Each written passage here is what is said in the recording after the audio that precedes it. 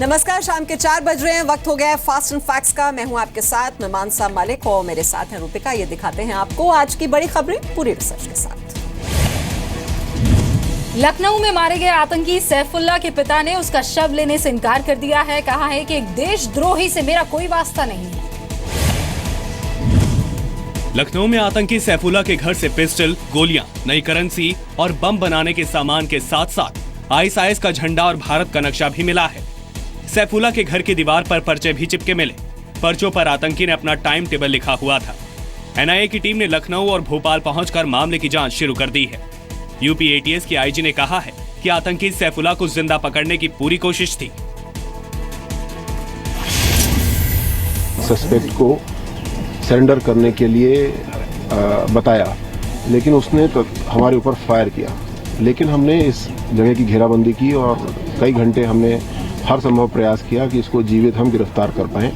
इसके परिवार से बात कराई, फ़ोन मिला करके इसको लगातार हमने काउंसिल किया, नेगोशिएट किया इसके साथ में। जब नई बात बनी तो फिर हमने चिली बॉम्ब और टीयर गैस जैसे केमिकल्स यूज़ किए इसको स्मोक आउट करने के लिए। अब हमारा मुख्य रोल ये है कि हम जितने भी लोग पकड़े गए हैं उन सबकी प्रॉपर इंटेरोगेशन करके इसकी डेप्थ तक जाएं और ये देखें कि ये कहाँ से फाइनेंस हुआ। वहाँ कुल 3 लोग जो हैं उनको हिरासत में लिया गया, उनसे पूछताछ की जा रही है। और जो यहाँ व्यक्ति था, संदिग्ध था, वो उसको हम लोगों ने प्रयास किया कि उसको ज़िंदा हम गिरफ्तार कर लें, लेकिन लास्ट तक वो नहीं माना और अल्टीमेटली हमको फिर ऑपरेशन करके उनको न्यूट्रलाइज करना पड़ा। देखिए, ऐसा जो काम देश हित में नहीं किया उसने, इस वजह से हम उससे बहुत नाराज हैं और ऐसे हम देशद्रोही की लाश नहीं लेंगे। मध्य प्रदेश पुलिस ने कल दोपहर 1:30 बजे पिपरिया में से 3 लोगों को गिरफ्तार किया। पिपरिया से गिरफ्तार 3 लोगों ने लखनऊ, कानपुर और इटावा में साथियों के नाम बताए। यूपी एटीएस ने लखनऊ की हाजी कॉलोनी में घर में छिपे आतंकी सैफुल्लाह को घेर लिया। सैफुल्लाह के साथ 11 घंटे तक फायरिंग चली। एटीएस ने उसे जिंदा पकड़ने के लिए मिर्ची बम और आंसू गैस का भी इस्तेमाल किया। मध्य प्रदेश के सीएम शिवराज सिंह चौहान ने कहा है कि आतंकियों ने बम की तस्वीर सीरिया भी भेजी थी। गृह मंत्रालय के सूत्रों से खबर है कि आईएसआईएस मॉड्यूल्स के निशाने पर यूपी में प्रचार कर रहे वीवीआईपी नेता भी हो सकते हैं। होम मिनिस्ट्री आईएसआईएस के मॉड्यूल की अब जांच कर रही है। और लखनऊ एनकाउंटर पर राजनीति भी गर्मा गई है। कांग्रेस ने कहा है बीजेपी चुनावी फायदा लेने के लिए आईएसआईएस का हौवा खड़ा कर रही है। आतंकी सैफुल्लाह के कमरे से उसके आईएसआईएस से जुड़े होने के निशान मिले हैं, लेकिन कांग्रेस को ऐतराज है कि जांच पूरी होने से पहले हमले में आईएसआईएस का हाथ कैसे बताया जा सकता है।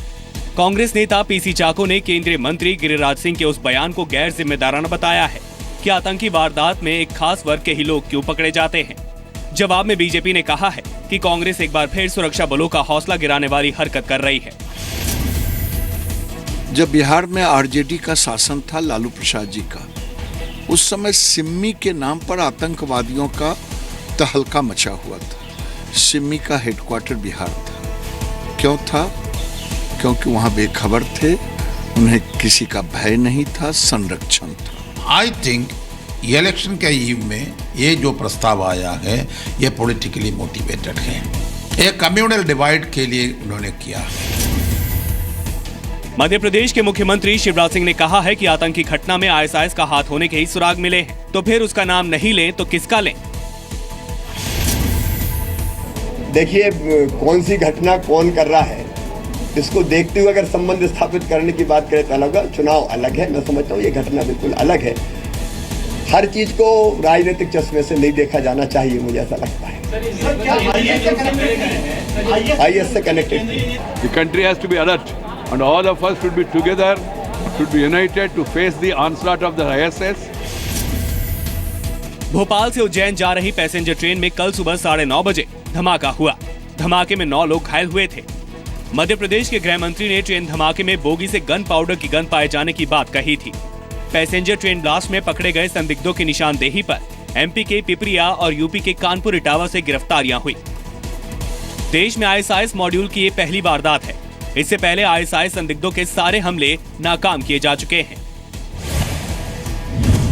और खुफिया सूत्रों का कहना है कि इस बात की पूरी आशंका है कि आतंकी सैफुल्लाह इस्लामिक प्रचारक जाकिर नाइक से भी प्रभावित हुआ।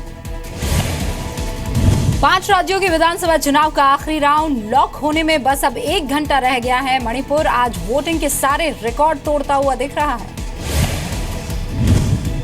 वाराणसी में कुछ पोलिंग बूथ ऐसे दिख रहे थे मानो आप किसी मैरिज पार्टी में आए हो।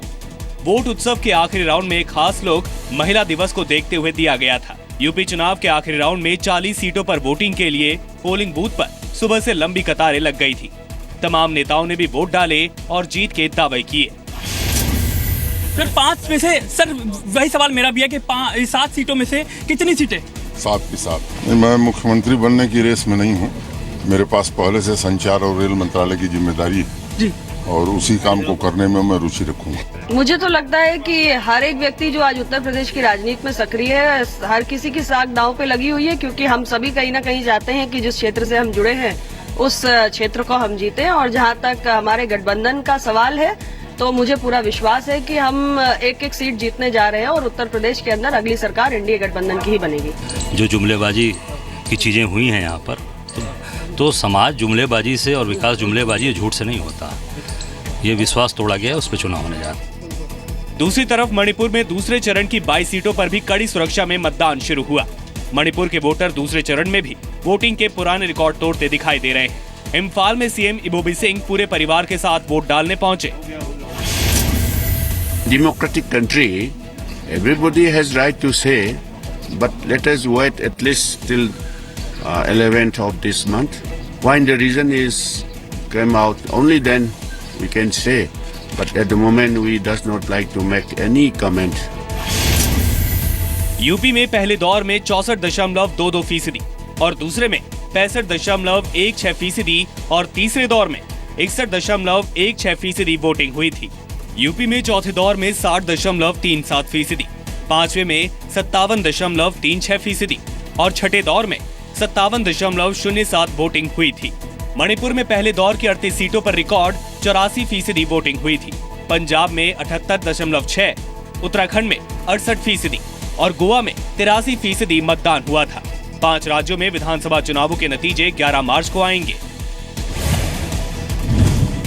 और 11 मार्च को देखिए सबसे तेज नतीजे, सबसे सटीक कवरेज, सत्ता का गुलाल जी न्यूज पर सुबह 6 बजे से लगातार। दिल्ली सरकार ने आज 2017-18 के लिए बजट पेश किया। विधानसभा में डिप्टी सीएम और वित्त मंत्री मनीष सिसोदिया ने बजट भाषण पढ़ा। दिल्ली की आम आदमी पार्टी सरकार ने आज अपना तीसरा बजट पेश किया। इस साल किसी नए टैक्स का प्रस्ताव नहीं है और कोई टैक्स बढ़ाया भी नहीं गया है। स्वास्थ्य के लिए बजट में 5,736 करोड़ रुपए का प्रावधान रखा गया है। वित्त मंत्री सिसोदिया ने दिल्ली को स्लम फ्री करने का वादा किया। साथ ही दिल्ली को खुले में शौच से मुक्त करने के लिए इस साल 5,000 और टॉयलेट बनाने का ऐलान किया गया। दिल्ली के हर नागरिक के मन में स्वास्थ्य सेवाओं के प्रति भरोसा जगाने में हमारी मोहल्ला क्लिनिक्स एक सफल प्रयोग रही है, जहां महज 110 मोहल्ला क्लिनिक्स में 26 लाख लोगों ने फायदा उठाया है। अस्पतालों में 10,000 नए बेड्स का इंतजाम होने से लोगों का स्वास्थ्य सेवाओं के प्रति संतुष्टि स्तर बढ़ेगा। आर्थिक दृष्टि से कमजोर वर्गों यानी ईडब्ल्यूएस के बच्चों को प्राइवेट स्कूल में निर्धारित 25% कोटे पर दाखिला देने की प्रक्रिया को पारदर्शी बनाने के लिए हमने हर संभव उपाय किए हैं।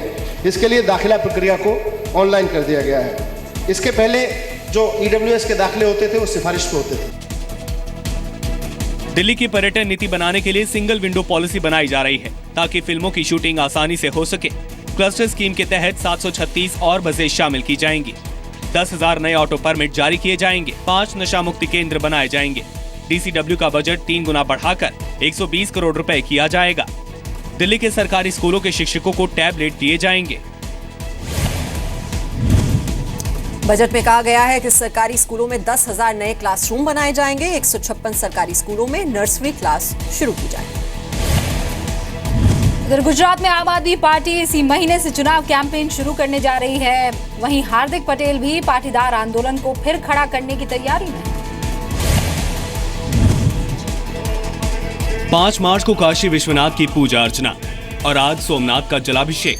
पीएम बनने के बाद मोदी आज पहली बार सोमनाथ मंदिर पहुंचे थे। भगवान सोमनाथ की पूजा के बाद पीएम ने त्रिवेणी संगम पर एक जनसभा को भी संबोधित किया। આટલું અમથું આપણું નાનકડું દીવ કોઈ ઘરે રહ્યું એવું લાગતું નથી। यूपी में लगातार दिए चुनावी भाषणों के उलट पीएम ने यहां लोगों को महिला दिवस की बधाई दी, साथ ही पर्यावरण सुधार के मुद्दे पर बात की। जहां पर पुरुषों से महिलाओं की संख्या ज्यादा हो वहां पर जाकर के अंतर्राष्ट्रीय महिला दिवस पर मिलने का सौभाग्य मिले, ये बेटी बचाओ बेटी पढ़ाओ अभियान को एक नई प्रेरणा और ताकत का कारण बन सकता है। मैं द्वीपवासियों को बधाई देता हूं। एक साल के भीतर पीएम मोदी 7वीं बार गुजरात के दौरे पर पहुंचे हैं। गुजरात में इस साल के अंत तक विधानसभा चुनाव होने हैं। पीएम के दौरे को अघोषित रूप से गुजरात में चुनाव अभियान का आगाज माना जा रहा है। सूत्रों के मुताबिक पार्टी पीएम के दौरे से बीजेपी ने संदेश दिया है कि गुजरात में मोदी लहर बरकरार है। वैसे प्रधानमंत्री नरेंद्र मोदी ने गुजरात दौरे के दूसरे दिन यानी आज सोमनाथ मंदिर में पूजा अर्चना की। पश्चिम बंगाल के मालदा में एक घर से 100 से ज्यादा क्रूड बमों की बरामदगी को बीजेपी ने अपने कार्यकर्ताओं को फंसाने की साजिश बताया है। 100 से ज्यादा क्रूड बमों की बरामदगी मालदा के हाजीपुर में फणी मंडल के घर से हुई। सारे बम नायलॉन के 9 बैग में घर के टॉयलेट में छिपा कर रखे हुए थे। फणी मंडल बीजेपी का सक्रिय कार्यकर्ता बताया जा रहा है। पुलिस ने फणी मंडल के साथ 3 और लोगों को भी गिरफ्तार किया। आरोप है कि आरोपी यहां लंबे समय से बम बनाने की फैक्ट्री चला रहे थे। पुलिस ने बरामदगी के बाद बम डिस्पोजेबल स्क्वाड बुलाकर सारे बमों को डिफ्यूज करा दिया। जिस इलाके में बरामदगी हुई वहां से थोड़ी ही दूर पर बीएसएफ की पोस्ट है। मालदा में कल ही बम बनाते वक्त एक इमारत में धमाका हुआ था, जिसमें एक आदमी की मौत हो गई थी। बर्दवान में फरवरी में बम बनाते वक्त धमाका होने से 3 लोग घायल हो गए थे। पश्चिम बंगाल में टीएमसी और सीपीएम कार्यकर्ताओं के बीच झड़प में अक्सर देसी बम इस्तेमाल होते रहते हैं।